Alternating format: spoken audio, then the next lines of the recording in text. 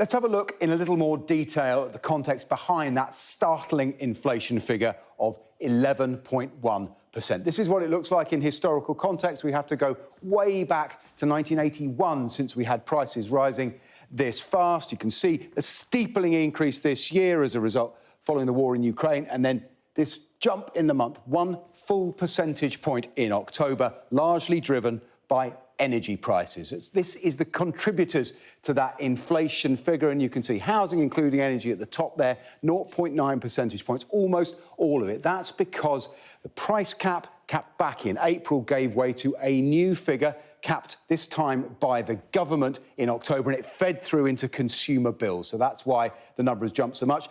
Food also an important driver of costs rising. You can see there's a negative impact actually on costs of transport at the bottom there. That includes petrol and diesel prices are actually falling back in the period that's been measured today. Of course, they're on the rise now, so that respite won't last very long. Food inflation, I mentioned it. It has been really, really painful for consumers. 16.4% year on year to October. That's how much more a basket of shopping is costing. You can see the rise here. It coincides with the general inflation figure.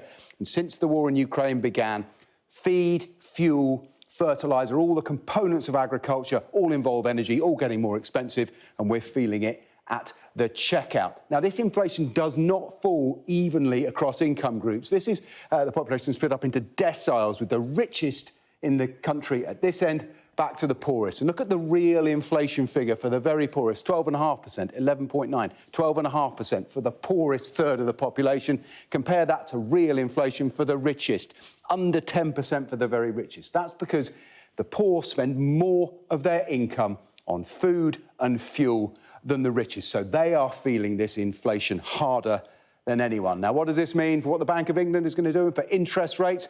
Well, this shows what the bank's done the last 8 meetings of the Monetary Policy Committee. Up, up, up, up, up, up, up, up. We had 0.75 percentage point increase at the meeting earlier this month, taking interest rates to 3%. There's an expectation there'll be another rise when they meet next month. And this figure, which the bank does think may be the peak, means another hike perhaps after Christmas in February is likely. So while this may be the peak of inflation we've seen today, the pain for households is not over.